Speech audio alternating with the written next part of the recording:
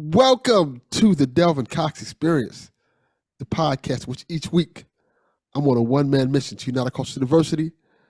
I'm your host, Delvin Cox, and with me on the podcast is a special guest, someone who's requested to be on the show because a lot of people have questions for her, so they told me to ask the questions for her. Attorney Anna is back. How you doing, Anna? Hey, how you doing? Thanks for having me. My pleasure, my pleasure. As always, we like to start the podcast off with the 5 for 5. 5 questions, 5 answers to get the ball rolling. Anna, Yes. are you ready? Yes. Question number 1. This is the actual question. I want to see if you know this because I found this out today thanks to my homie T from the Stage Crunchy and Milk podcast. Is this like a trivia question? Yes, you can say it's a trivia question. Okay. Yes. All right, let's go. Okay. What is Captain Crunch's full name?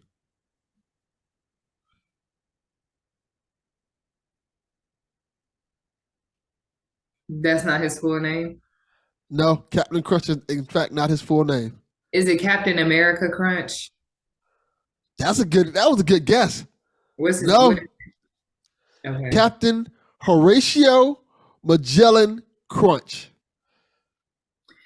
Magellan is where I have issue. Horatio, I think, is fine. I did not know that. Magellan, I didn't name Captain Crunch. I know that, but it don't even go. It don't even flow with Horatio. Horatio Magellan Crunch. No. I think they were trying to figure out 2 explorers' names, and they didn't want to use Columbus. They should have just did America or something. Yeah, that would make sense. But then maybe they would have got trademark issues from Captain America, like the actual. Trying to think. There's a lot of. I guess that's not. Yeah, probably right. It's fine. What's the next question? Because I feel like I should get that one right. So I'm looking to see which one of these I'm gonna get right.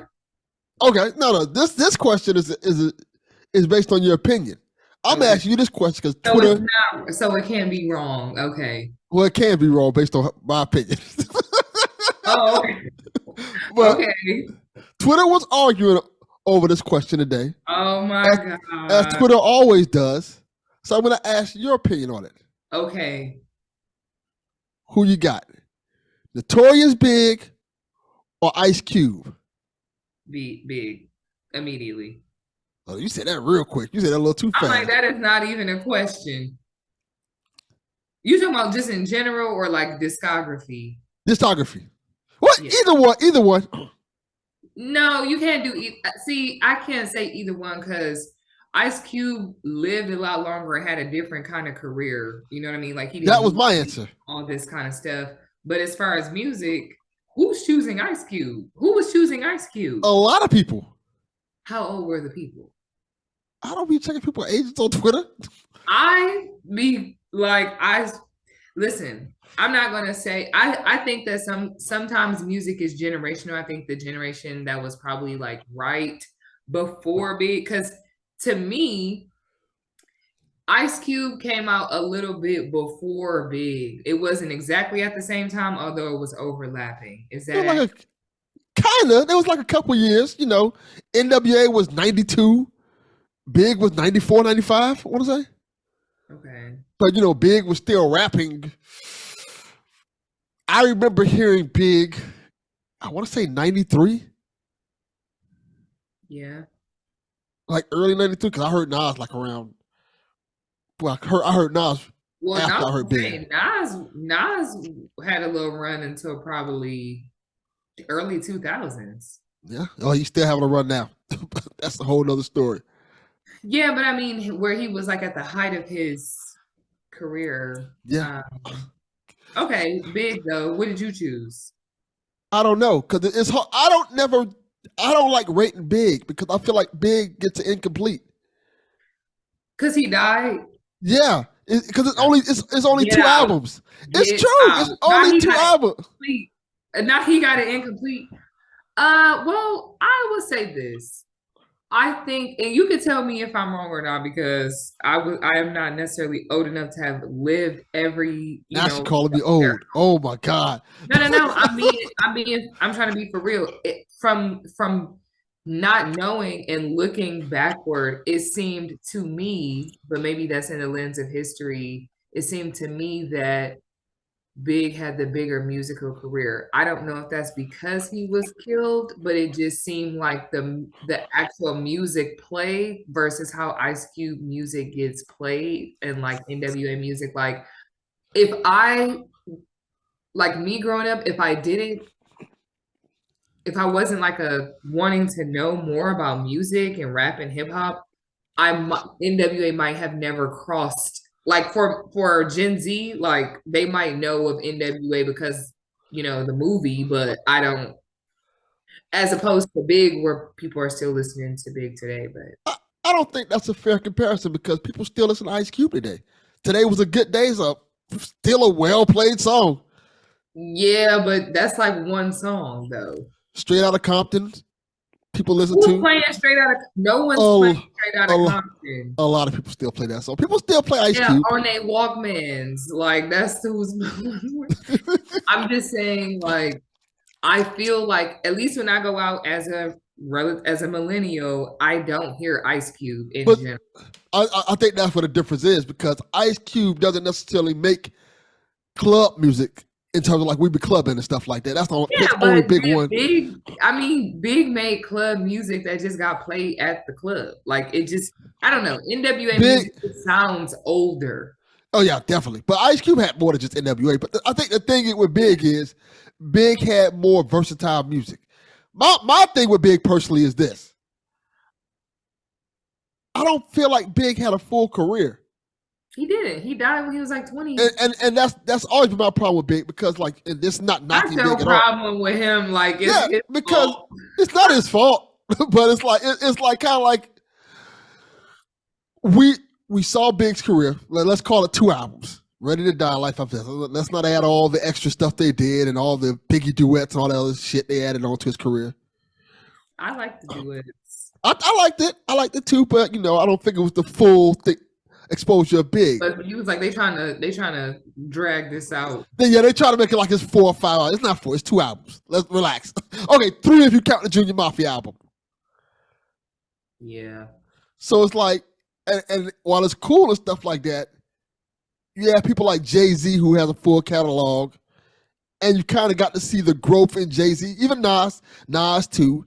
Even if you want to go to an even more extreme degree, Kanye West. I would not put Kanye West in the same boat as Big or Ice Cube. I feel like Kanye West may have had. I think he had a bigger career than either of them independently. I agree. I want to say Kanye West may have had the best 4-album run I've ever seen in music, in hip hop at least. You talking about the first 4? Yeah. Followed by maybe the worst 4-album run after that. Wait, let me just pull up his because I want to see. And it might be more than 4. He had a good so I grew up on Kanye, which is crazy because, and I tell people this all the time, part of my disappointment with him comes from how much I looked up to him. I felt he was extremely influential in me being politically and socially engaged. I agree. Which is crazy because I'm like, I just, you lost your mind. Anywho, college dropout, late registration, graduation, 808s and Heartbreak, My Beautiful Dark Twisted Fantasy, then Watch the Throne. I thought all of those were fantastic albums. My only caveat is I did not like 808s and Heartbreaks when it came out.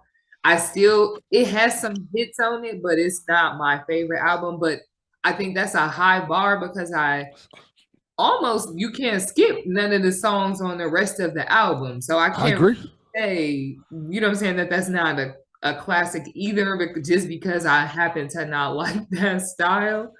But then he had after that, Yeezus. I ain't really, that wasn't I'm like, that was for y'all, that wasn't for me. Then Life of Pablo, which I liked Life of Pablo. I thought it was all right. I liked half of it, but this was around the time that I kind of stopped, not really, like his antics got to be too much for me. Then Ye came out, which that was the one, if you remember the album cover about being bipolar or something like that. Like he wrote it on like a plane. Not a good album. I didn't really listen to it. then Kids See Ghosts, Jesus is King, Donda, and Donda 2. And I didn't really listen to either of those. Kids See Ghosts is not bad. It's pretty decent. Donda's okay. I Donda didn't 2 is terrible.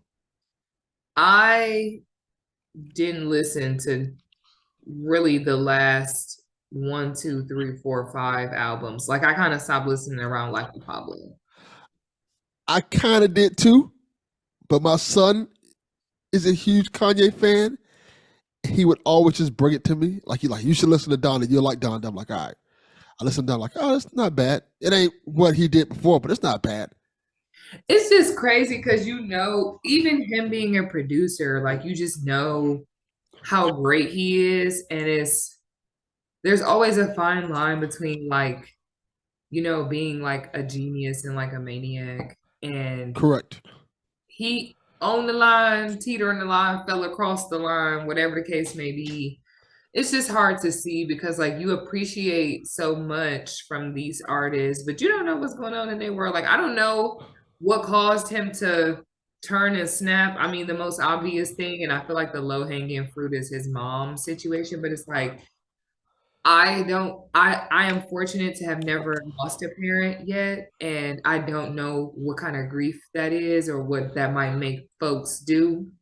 But what I will say is there have been a lot of people who have lost parents who have not acted inappropriately or in the way that he's comporting himself. So I can't say how someone should or how long it's supposed to last, but I just feel like at some point, like, and the crazy part is to me, people didn't even want to start canceling him until like the Hitler thing. And I was like, oh, yeah, it took all of that. It took all of that. People were like, maybe we don't want to rock with you no more.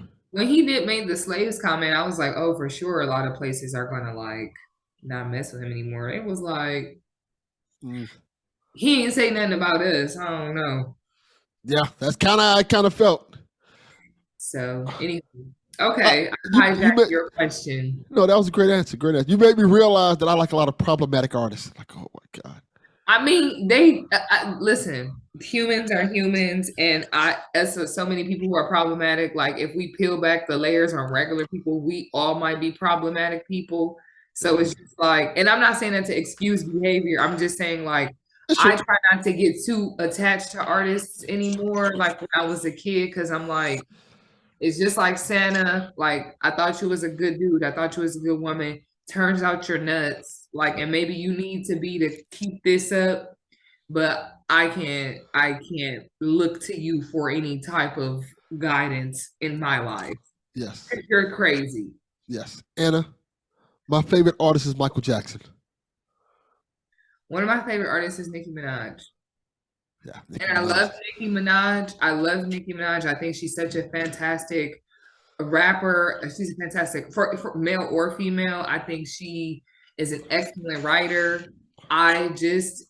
Sometimes she be doing stuff as a person, not as Nicki the artist, and I'll be like, why are you doing this? You know what? Why are you doing? You are letting me down. But I love her. So I like her too, and I think should I be saying I don't want Nicki Minaj fans to jump on me and kill me, but I feel like do too much. I'm like not too much on Nicki. I feel like she gets in the way of her own success sometimes. I think to me, she is somebody who, when I think of Nicki Minaj, I think of somebody who should be up there like with the Jay-Z's, with the Beyoncé's. Why is she not? Because if sometimes she comes down to our level, not our level like us, but to people level. She be petty online. And you'd be like, you don't have to do that, Nicki. You're bigger than that. So here's what I think. Yes, I don't disagree with that. I think though that she gets, because Drake does that. You know what I'm saying? But I say the same thing about Drake. But most people wouldn't say that about Drake. People would say that about Nicki because she's a woman. I'll say this about Beyonce and Jay-Z. There's only so many artists in the world, especially in Black artists, that are like on that level where they're like so A-list, which is Beyonce, Jay-Z, Nicki Minaj, Kanye, Rihanna. Am I missing anybody? It's like those are the people. Yeah. Like, so I feel like for her, or the difference between Jay-Z and Beyonce and the other artists is Jay-Z and Beyonce don't say anything. And that's the secret to their celebrity is they've been able to maintain their mystique. And I think part of it is they were the last like superstars to come out of a generation that wasn't totally relying on social media, because now what's required of an artist is for you to get on live, engage with your fan. Like you have never seen Beyonce on a live for real. Like, and if you have, it's probably a handful of times. You don't ever see her say anything that's not scripted. Like she never, like she's just not, you don't see her unless she wants you to see her. And when you do see her, it's exactly how she wants to be seen. You're not going to see her kids. Jay-Z has done a good job not saying anything. He popped out and tried to do that little damage control on diversity Super Bowl situation. And then he popped back in, and every now and again he'll pop out with a verse on somebody's something, but they don't say anything. So that's why you don't hear from them. I think that now Rihanna says stuff, but I think the thing is Rihanna has a different she has a different image than Nicki. Like Nicki has like a tougher image because she's a rapper. Rihanna got the QT dancer girl. And I love Rihanna, you know what I'm saying? So but I just, for me, how women get typecast when Nicki does stuff that male artists do, she get dragged in. And I'm not saying she shouldn't get dragged. I'm saying the men should also get dragged. Oh, I'm all for them getting dragged. All for the men getting dragged when they do corny stuff, especially Drake. Especially Drake. Drake be doing some of the corniest shit I've ever seen rappers do. Like, nah. When he DM'd that man wife. Yeah, that was. I was like, Drake, you. Anywho. He's corny. He's mad corny. I know people don't want to say it because they like Drake, and Drake's a good artist. Drake, but it's just like, for me, it's as artist development, like I'm a person who's getting older, right? Like I'm 30. So for me, a lot of these artists I grew up with, but I'm like, for you to be, and I'm not saying this is necessarily Drake, but sometimes it's Drake. I'm like, for you to be putting out music that's like not maturing, like you can't be the college guy every summer when you're like 20 years past college type of situation. Like you can't be that guy anymore. And that's, again, not saying Drake is that guy, but like I feel like male artists try to do that, and I'm like, y'all not no spring chickens. Yeah. Or just elevate, you know what I'm saying? Just talk about, I don't know, just and that's mature as an artist. And I feel like that's one thing I love that Jay-Z did as an artist, that I appreciate. So. Yeah, that's what everybody say about Nas right now. Nas was a fantastic, but that's what I'm saying. I think, you know, in some ways, like being able to like, you know, but I do think it's interesting and fantastic that Jay-Z, Nas, those are that, what makes them different from Lil Wayne, like Nicki Minaj. Well, really Nicki Minaj and Drake is that they have been putting out music that has been like top 10 for the last 15 years. Like, you know what I'm saying? Drake has the most number, I want to say like top 10 Billboard entries like ever. And he has like 50 something of them. That song's automatically going to the top of the charts. So I think that's amazing. I don't know. Because remember, Nicki told us she was going to retire. She didn't. Of course not. Rappers don't retire. Rappers shouldn't retire, by the way. You should. I mean, well, you can retire from touring, I guess. But I don't think rappers should retire. I always found that silly when rappers say they're going to retire, because your talent is your voice. Like rock stars. I might not want to work no more, though. Now, if you don't want to work, that's different. But the whole notion of rappers be like, I'm just going to stop rapping. Like, why? If they're still paying you and people are still wanting you to tour and stuff, keep doing it. At some point, I'm not a celebrity, but if I was a celebrity, I would feel like at some point, I'm tired of y'all feeling entitled to my life because y'all make music, because I make music that y'all rock out with. Like, I appreciate that y'all shared this with me, but at some point, like, I just want to wake up, not have to go to the studio, not have to go on tour, not have to go to choreography. I just want to go to Target. You know what I mean? Like, I just want to smell the candles or something. You get a certain point in your career when you just can't go to Target. Like, every while to see Jay-Z in Target. You know what's But Beyonce be going to Target every now and again. They be going to Target. That's what I'm saying. We be at work. That's why we never Yeah, catch. yeah, that's But true. I Did never. I don't know. I may have told this story before, but when I was in high school, this is a long time ago, apparently, based off of what everybody says. I remember this like it was yesterday. Michael Jackson went to Aventura Mall and it shut Miami down. Duh. It was on the news. It was traffic backed up all over that area. They're like, you can't go to this area. Michael Jackson in Aventura Mall. They had to shut the mall down because people started leaving school to go to the mall to see if they can find Michael Jackson. It was like a wild moment. Like the news did a special report thing. They stopped classes and stuff like that. Like, hey, Michael Jackson's at the mall. Like, God damn. Can I reach it there in time? Listen, I'm about to say, because let me would have known. Can't say Michael I would Jackson. have seen him. It's Michael Jackson. Yeah, What are you gonna do? We may never get this opportunity again.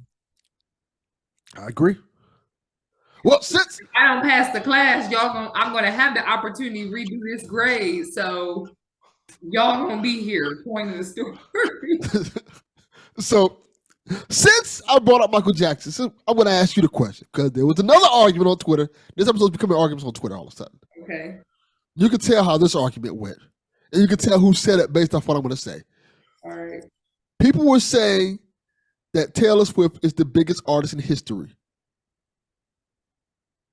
The look on your face answers it all. And other people, and you know who said this? Our people were like, nah, she good, but she's not Michael Jackson. Because it's a different level of celebrity. So the question I want to ask you is, one, do you think there ever be an artist like Michael Jackson? And two, who is the Michael Jackson of this generation?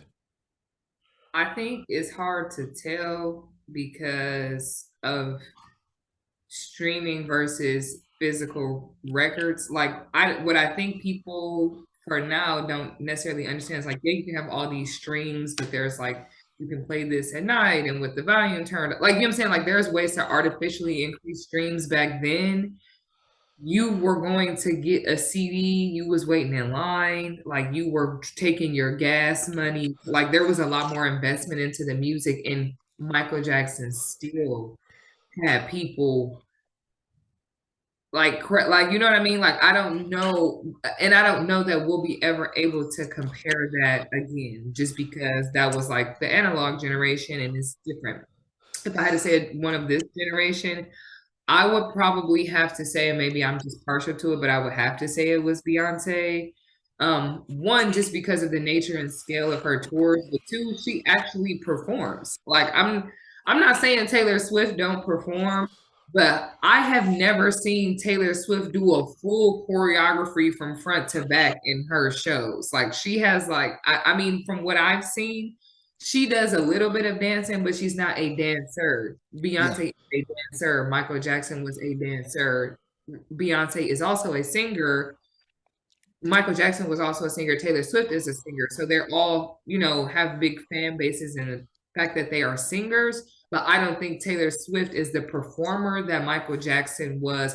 And actually, another performer is probably Usher and or Chris Brown. There's not, in yeah, my opinion, that many performers that are equally as good dancers as they are singers. Like usually people can dance, usually people can sing, but it's very rare to me that you're really good at both and able to become a superstar in that, right? So probably those three people have the potential, and maybe not Chris Brown. Well, maybe I don't know. Maybe just the nature of the allegations so early on in his career kind of prevented him from getting so big. I think that Usher, historically with his music and his now even him doing the residency, and I think that once he decides to stop making music and stop performing, I think he has such a catalog that he might get, it might be like after the fact type of thing, like he's still like a big thing. I don't know if he'll ever be Michael Jackson big, but I think he's pretty high. And then Beyonce, of course. So I think those. I wouldn't put Taylor Swift there, but admittedly, it's not like I'll be at Taylor Swift concerts. It's not. I'm just kind of going off what I've seen on like YouTube and her clips. Yeah, So. she has a huge fan base. She has an incredibly large No. fan base. First of all, out here where I live, so I was in New York City. They changed the subway, like the way the subways ran, because so many people like swarmed like Manhattan to go to Taylor Swift concert. Like they had new traffic and like things were delayed for Taylor Swift. Yeah. That's low level Michael Jackson type level. That's big. Yeah. I don't think people realize that. Taylor Swift is huge. I just don't think I think Beyonce is bigger than that. Yeah.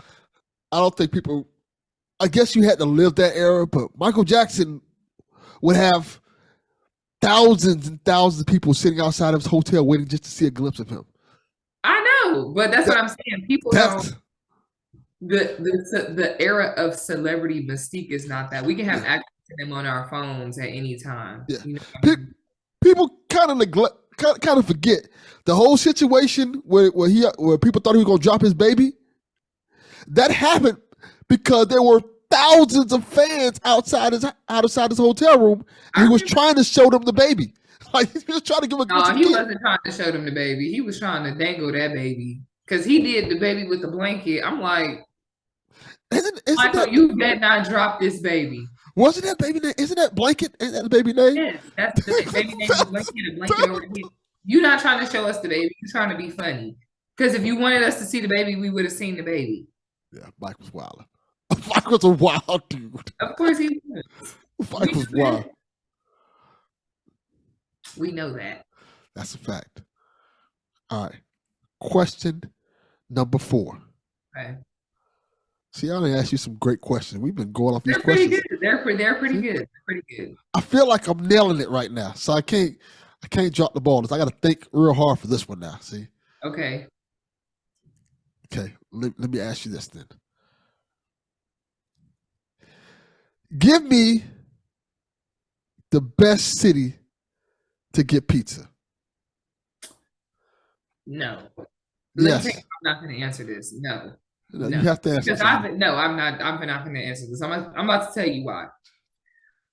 I have been in so many arguments, okay, that I know that whoever is listening to this podcast, including you, oh, I will tell you, Miami is not the place. Miami was never a contender. Exactly. I was going to say I don't think that was ever in a list of things. There's different types of style pizza. I'm from Detroit. So in Detroit, we have a Detroit style pizza, which is like the Four Corners style pizza, which I prefer. I think that's the best style pizza. Let me just get that out of there. But I'm also partial because I'm from there. Chicago has their own style pizza, which is more of a deep dish. That's not really my favorite style. And then New York and New Jersey out here have a battle about who has the best pizza. And to be honest, no shade to y'all, but I'm like, it's very much mid. But then again, there's some places in like where there's families who actually, or restaurants, whatever, local shops that make the pizza from scratch, and then that's really good. So I don't know that I've ever had Detroit style pizza from scratch. I mean, like not a restaurant chain, and rather like a mom and pop like actual restaurant. I've had someone tell me on a podcast, and it was dead ass serious, and they were debating me and they were yelling at me about this, and I didn't give a fuck because I said Miami pizza's not that great. It's all right. I would never put Miami pizza. Miami pizza. I would never argue for Miami pizza. Never, not once. Is but this person known for pizza? No, we're known for like barbecue and like seafood and stuff like that. We have good barbecue. Okay. But this person was trying to tell him about this pizza. And his argument for New York was, we have fresher water here, so the dough is just special. Like, I don't give a shit about your goddamn water. So now y'all don't got bread up. I'm like, ain't y'all supposed to be boiling the water anyway? Yeah, he's like the irrigation here for the water makes the dough this way. Like, shut up. Like, I don't. Sir, you've already lost. You've Yeah, I already don't. argued. If you have to do that, you lost. Yes, and I know that person is probably listening to this podcast right now and hearing this being mad. I don't care. Is this live? Nah, we ain't doing that. Oh, I'm like, how he listening to this? He gonna hear this when he listens to the episode. He's like, what? He's slandering my pizza. He gonna probably message me and all that shit. Like, I don't care. Sir, I am so sorry. Water has nothing to do with it. I'm not sorry. Fuck that shit. Anna could be nice. I am sorry. I'm not. All right. I'm sorry. Question number 5, Anna. Okay. This is the one to round it off. Okay. This is gonna be fun. Okay. We're gonna recreate "We Are the World" with modern artists. You got to pick 5. Okay. If you're supposed to match the people who sang it or people who should have sang it. I'm gonna say let's match the people who suck it. I don't want to so you gotta at least have. I'm not doing this because God forbid I get famous. Y'all pull this up, and then somebody said that I said they couldn't sing. Oh, I'm gonna say it because that clip stays in my head. Well, the clip is so funny because you just see Michael Jackson being like, like who invited these are y'all then? That is one of the greatest clips I've ever seen because Michael Jackson lays down his part, which is an amazing part. And then I think, who came after him? I can't remember who was it. I know the face. I don't know the name. I'm like, it was that bullshit. And then I think Cyndi Lauper was after them. I'm like, oh. I just thought like y'all didn't get him the notes before they got here. Yeah. Well, that let me know anybody can be famous. That is true. And then Trump was elected, so anything can happen in America. Yeah, that's true. Now, come on, Anna. You got to give me 5 for "We Are the World." I know. No. Okay. You trying to get impossible questions that's going to get people mad at me, then it's going to be I will be nice. You can pick 5 good people from this era. Okay. You don't have to follow the trend of "We Are the World." Who would I choose? I would choose.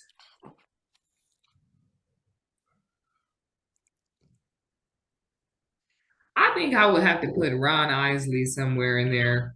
That's a good one. That's a great one. Yeah. I would put. Probably should have been the original "We Are the World" now that I think about it. You probably should have been on the original. I would have put Ron Isley. I would put.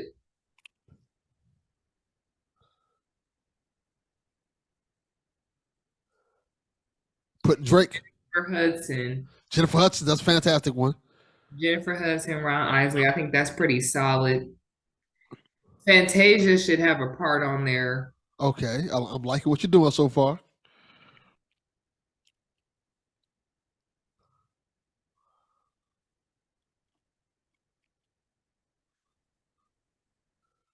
I would like to hear.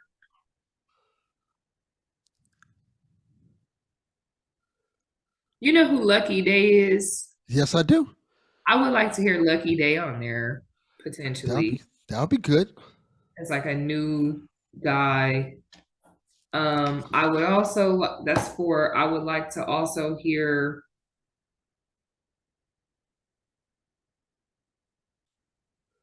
Actually, I take that back. Take that back. Who I just say? Lucky Day. Lucky Day. I would switch him out for Duran Bernard. You know what that is? No, I do not. Figure out who that is. Okay. He's good. And I would also. You think we need a rapper on this? No. Oh, you had Drake out there. I was like, why are we doing rappers? Because Drake be trying to sing. And if you're gonna make a modern, we are not putting him on "We Are the World." If you're making a modern "We Are the World," he's probably somebody that would go to and ask to be on it. Drake wouldn't be on mine. As you can see, this is not an everybody type of situation. You trying to actually make a good song? I'm actually trying to put together a quality song. Yeah, I understand. Who's the black person? Duran Bernard. Okay, I will put him on there, and so that's for.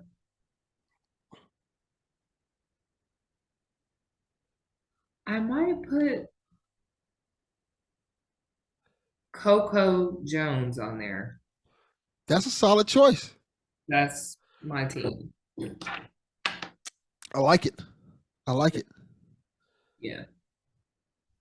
That We Are the World's a good song. It could have I been better could if have been way better. his way. Yes, I agree. I can't remember the name of the song. I know the name of the song. I can't remember the name they had a group. It was for not the best man. I'm gonna look up the name of the song right now. But this song feels like what We Are the World should be. There you go. I remember now. Black Men United, You Will Know. I don't know that song at all. You never heard that song? You will know. It's Boys and Men, Tony, DeBarge, Tevin Campbell, Al B. Shore, and Gerald Levert. It sounds like a fire lineup. I have no idea what that song is. You've never heard this song before? I'm gonna send you this song. You're like, oh, this kind of slaps. It sounds like it should slap. It got all the right people. It's from Jason Lyric's soundtrack. Not ringing bell. I mean, I'm also not a movie person though. Like, I'm not like. I have no idea. You never seen Jason's Lyric? No, it's a lot of stuff I haven't seen though. That is shocking. There are things that I've seen one time, never seen again, and then completely forgot about it.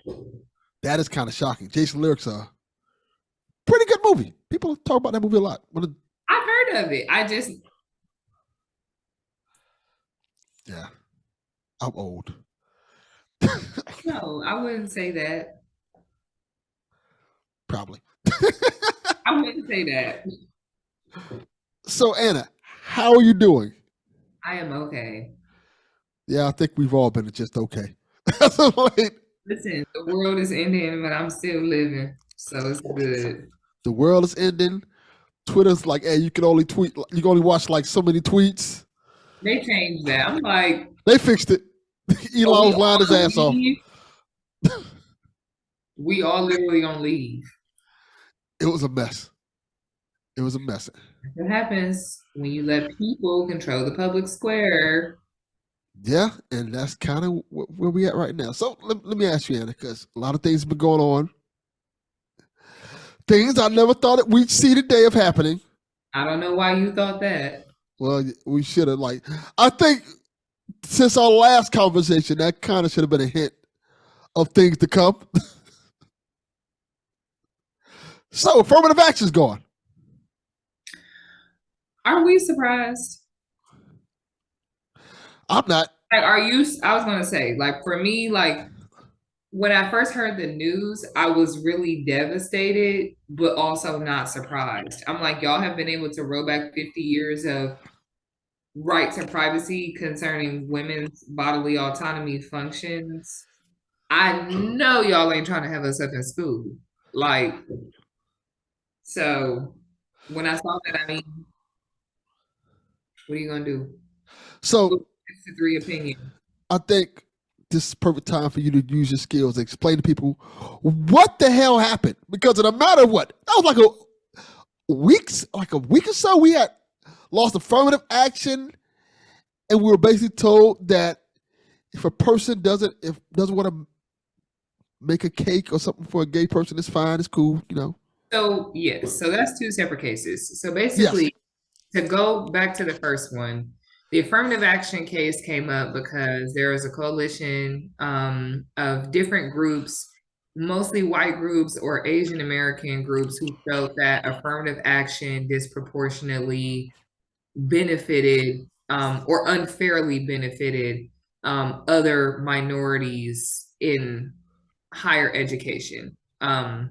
So let me just kind of back up and tell you something about just the government and public, like general law, and then I'll get into that. So the background to this is the United States for public places has already said that quotas are unconstitutional. Race-based quotas are unconstitutional.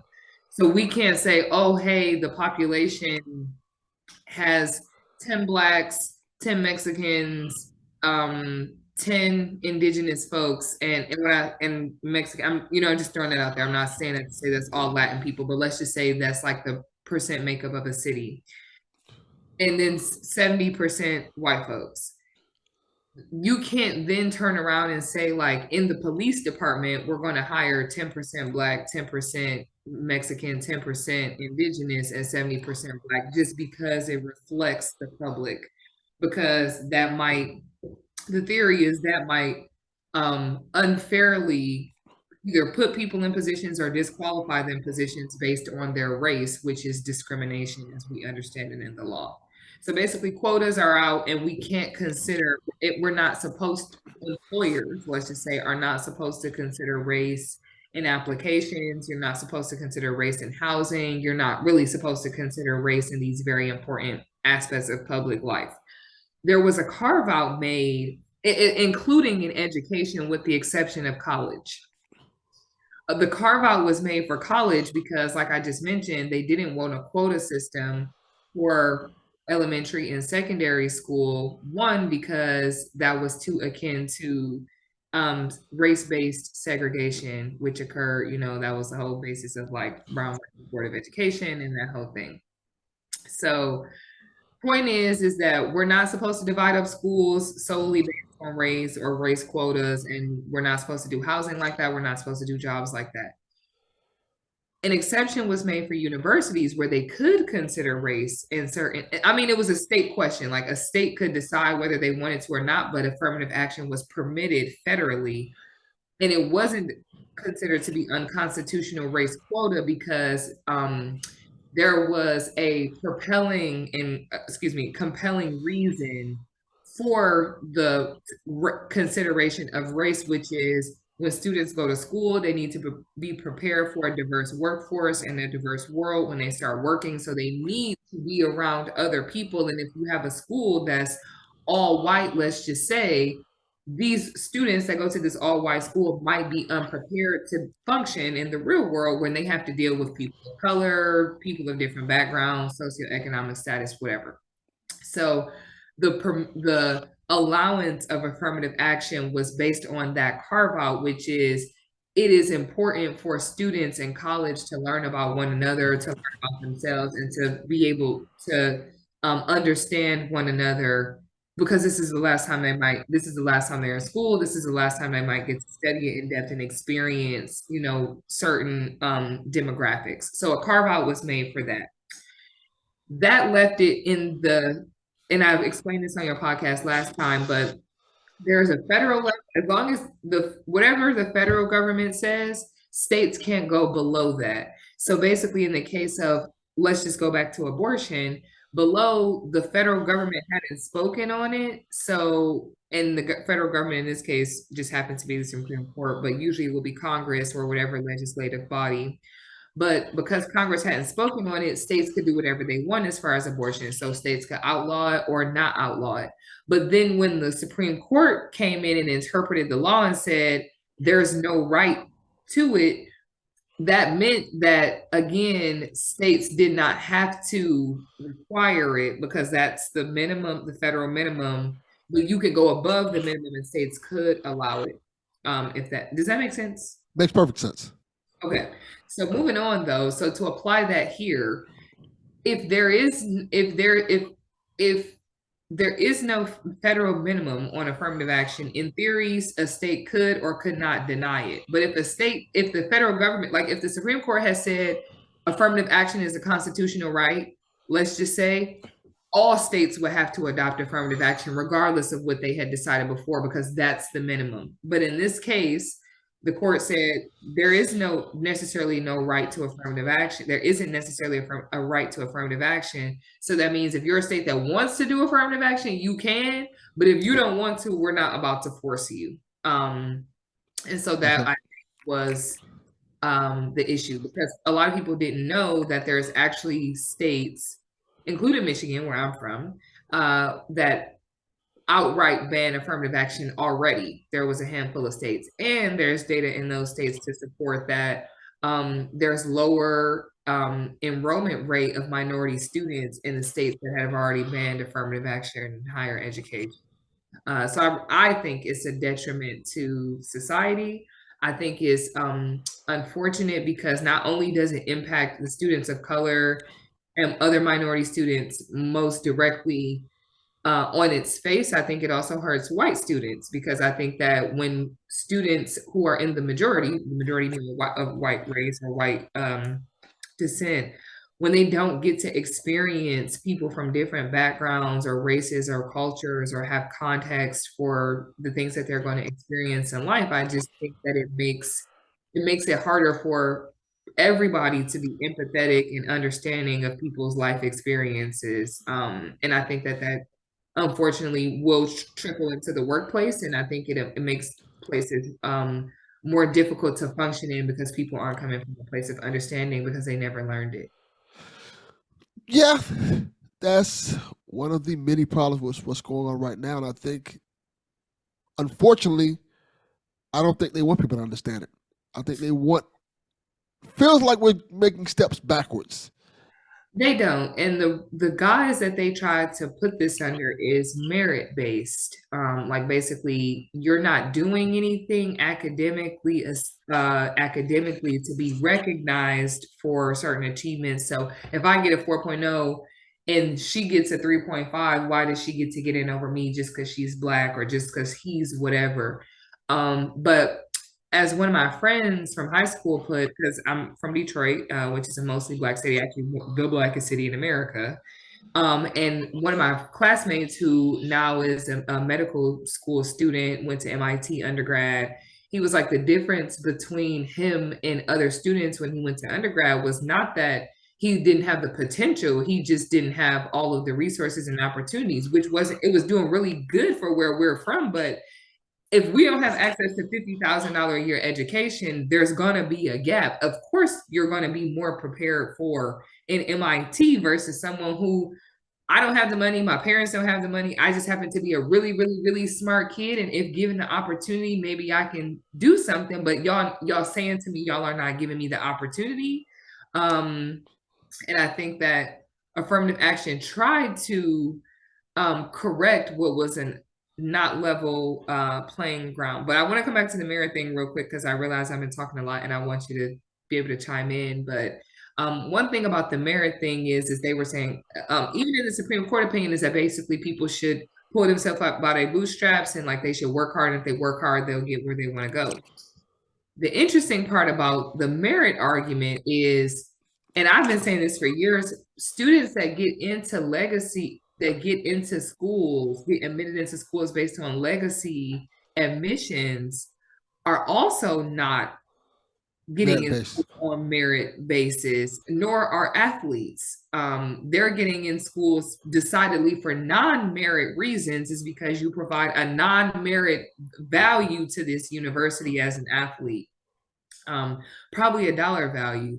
So there's a new lawsuit by a group of, I believe it's been co-signed by the NAACP, of I think predominantly Black students who are now suing Harvard because I believe Harvard was sued in this landmark Supreme Court case. Correct. The Black students are saying the legacy scholarships are unfair, or excuse me, legacy admissions are unfair because it primarily benefits mostly white students, 60% white students. If you look at the numbers at Harvard.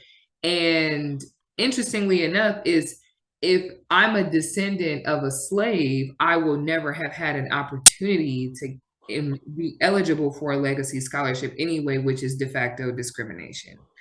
So that's this new lawsuit that's coming up. It's going to take a few years to trickle up to the Supreme Court if it goes that far. And then even if it goes that far, the Supreme Court will decide itself whether it wants to take up that case. If not, then imagine whatever court of appeals will be in will stand with that decision. We are living in some very interesting times right now. Yeah. Troubling. Yeah, to say the least. To say the very least. I think it's disheartening because you're a Black woman, I'm a Black man. We know merit, saying that, oh, we're going to base this off merit and pull up your bootstraps has never really been a thing for us. Because when we're in the workforce and when we're doing certain things, We can have all the qualifications, but that don't necessarily get us where we want to be at. And I think that's the problem I have with this whole affirmative action thing. Because at least when we had affirmative action, which also benefits women. So I know people try to It make it like actually benefits white women the most. Like white women yes, are historically the primary beneficiaries of affirmative action. which is baffling that so many speak against it. But I don't, because I think it's just like social welfare. I think that it gets negatively stereotyped and associated with people of color. So yeah, it's to me, I feel like it's baffling because what's stopping? Good example. You got a student with a 4.0 GPA, white kid. Got a student with a 4.0 GPA, black kid. What's stopping them from every time just picking the white kid as opposed to picking a black kid? If everything's the same.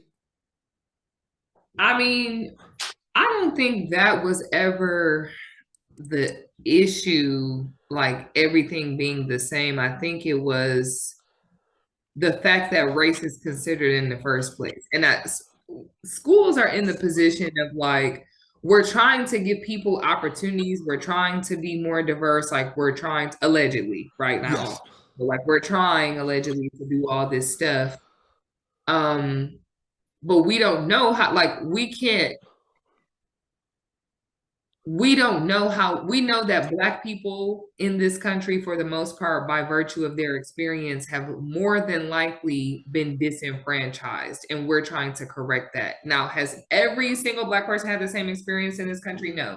But No. as a university, we can make an educated guess to say, how did y'all even get here in the first place? Maybe y'all started off with two hands tied behind your back, and that's what the consideration was for.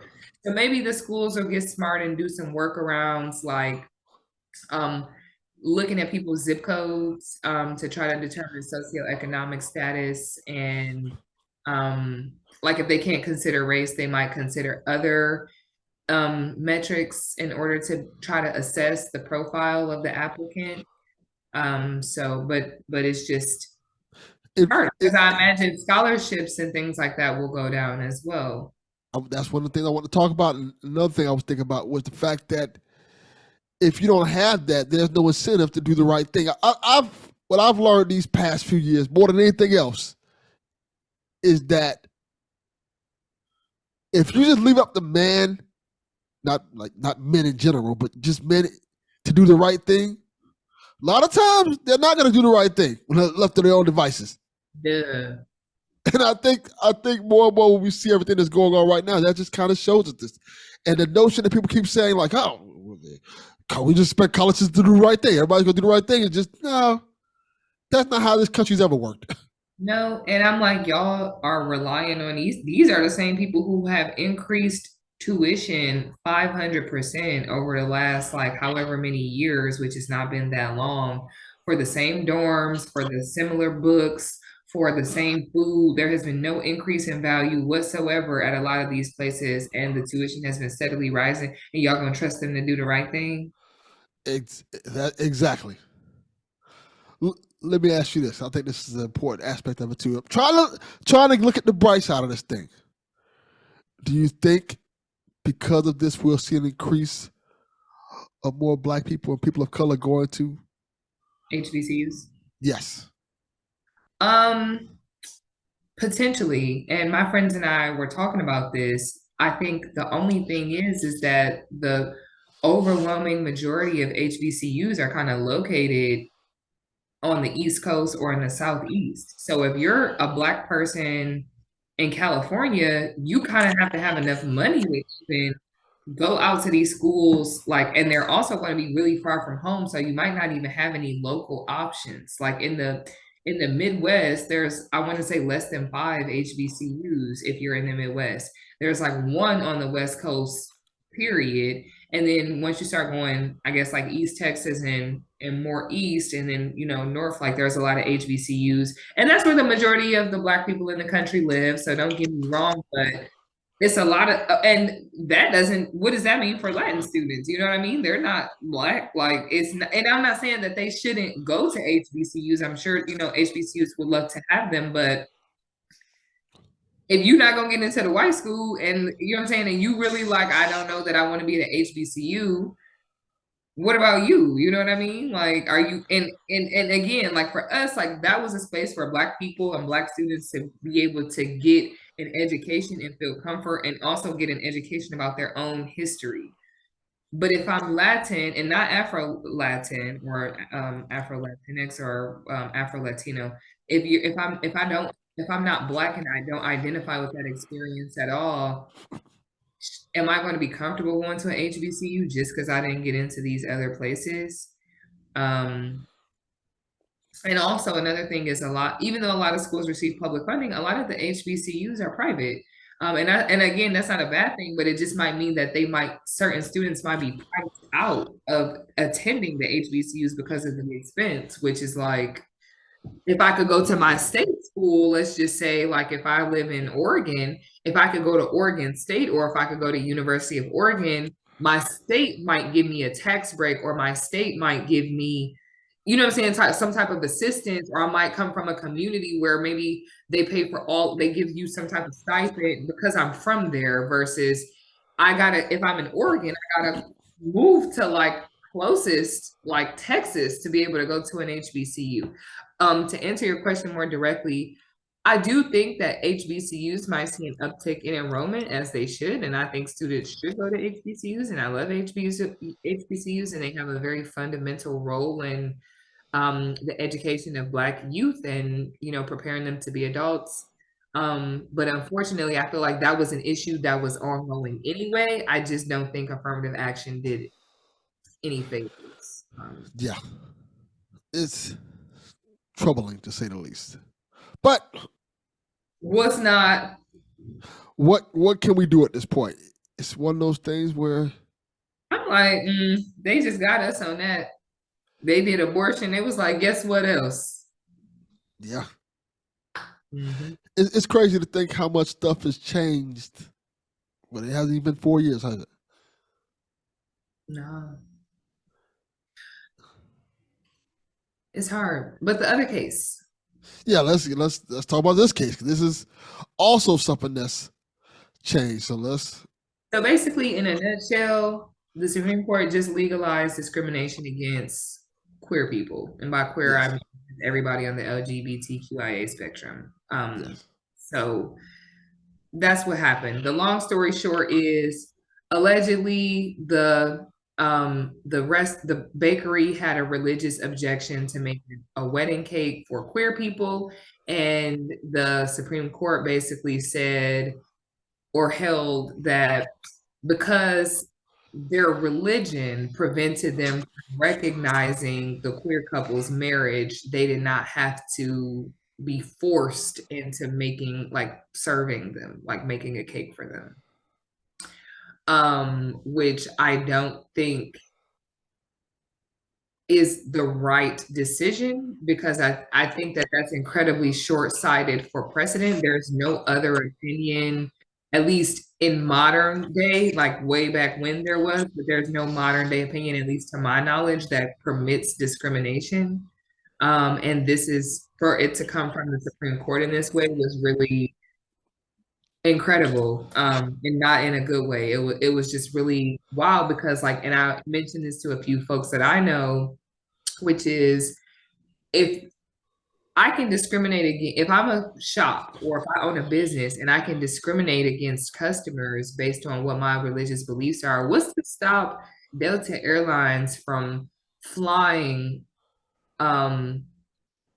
trans people because they don't want to have bathroom issues? Like, as the trans person, what happens when the entire airline industry decides, actually, all of us are owned by, let's just say, Christians, and we don't recognize trans people. So as the airline industry, we're just not going to permit trans people on our flights. Then what? Now we've restricted.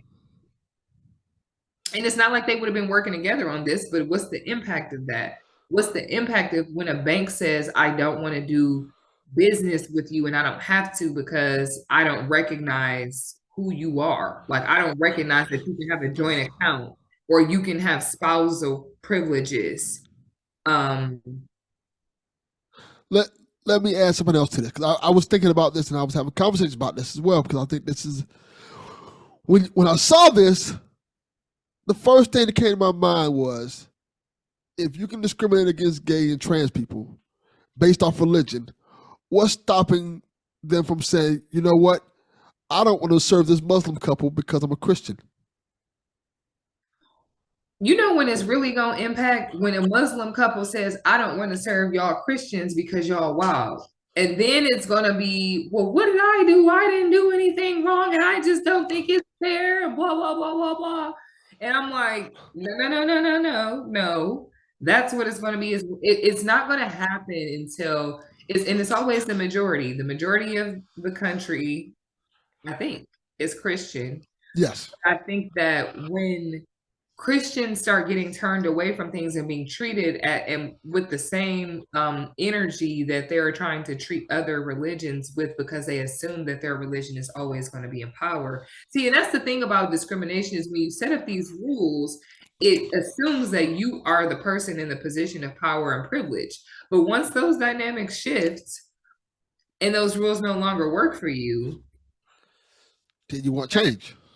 They're going to want to change. So I think it's just, again, I think the most incredible piece of it is that the court wrote an opinion allowing discrimination on the subjective basis of religion. Like, and that's a business that's open to the public. That's not like, oh, like this is and it would be different if it was like, let's just say a religious based restaurant where it was like we're only catering to this particular religion and the tenets of this religion and no other business. Like you're saying to the general community, hey, we sell cakes for every occasion, come get a cake, but not y'all.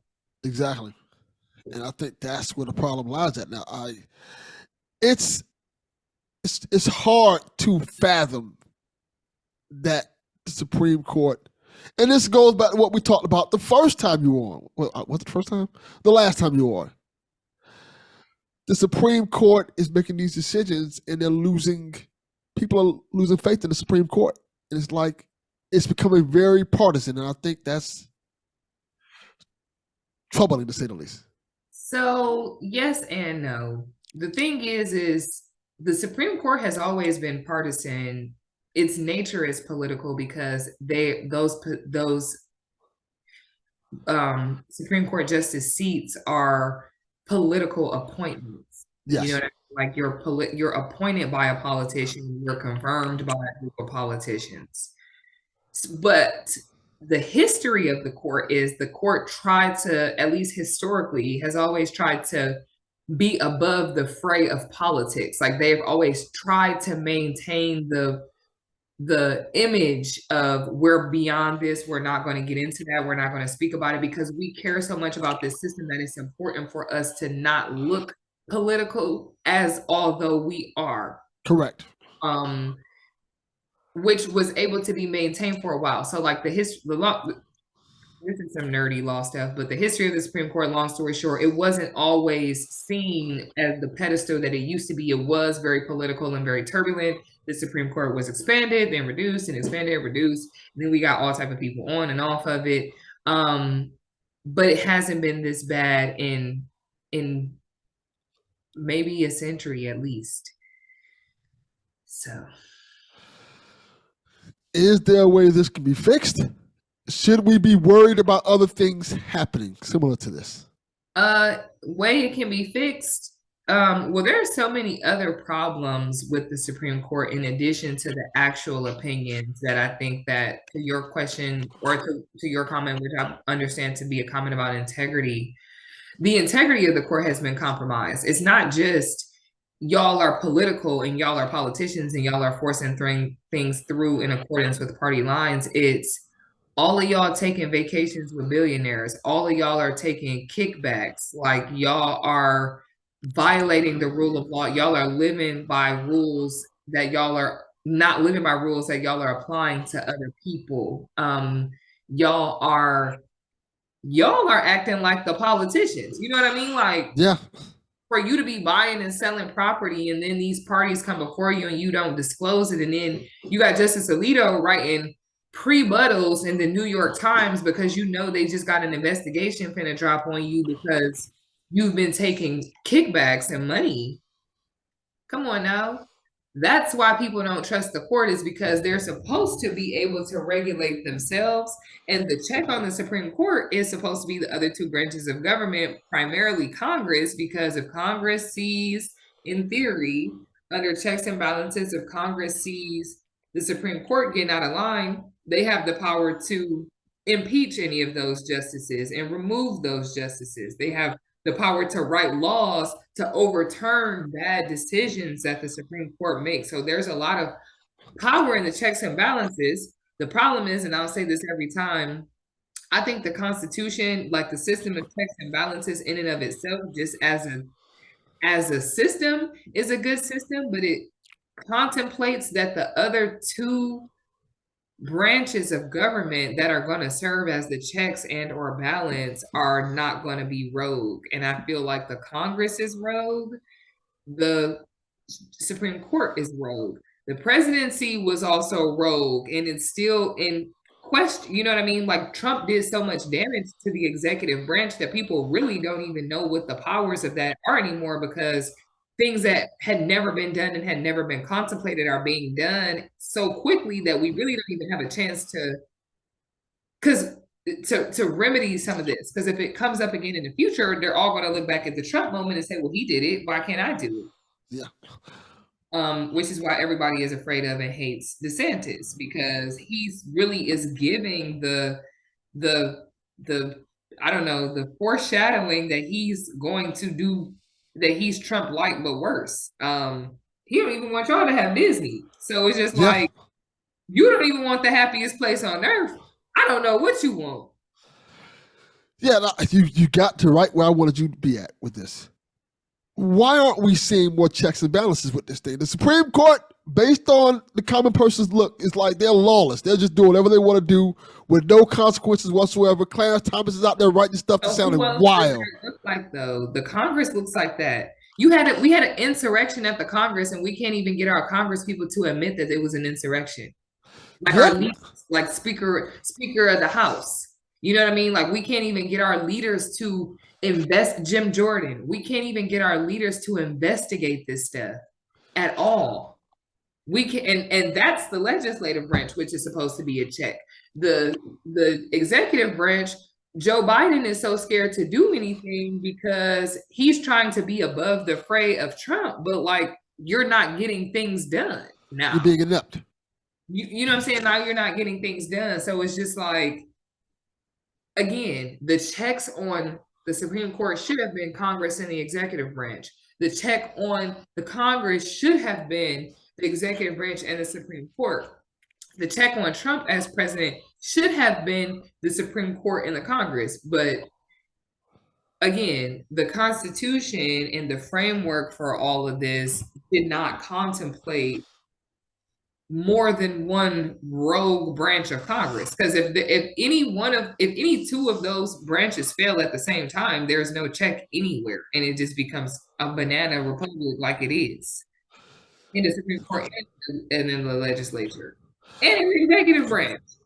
Like, it's so. Ideally, you would think the check on them would be us. Who? Us, in terms of like voting these people out of office. Like, oh, you mean like when they gerrymandered so bad that they basically said that like the whole county of like wherever Houston sits, which is like a whole bunch of people, was basically less worth, each vote is worth less than other votes of other places. Oh, you're getting right to it. See, that's why I like having you on, because you want to bring it up. It's not even a fair system. Like, I believe in Louisiana.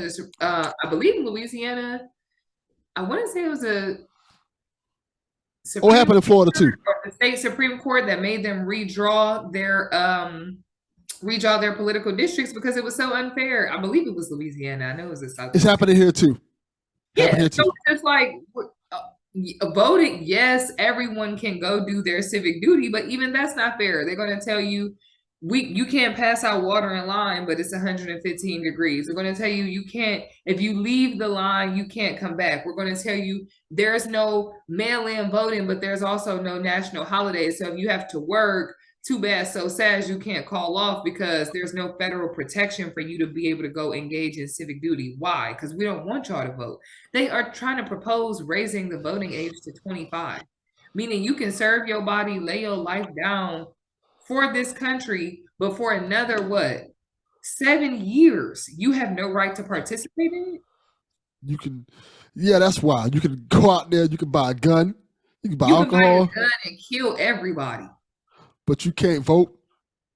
That on purpose. That's because they do not want these folks to. So the check that we should be, I mean, you know what I mean? It's only in an unfair system, there's only so much you can do. I agree. So it's just we're just gonna have to see. Like I said,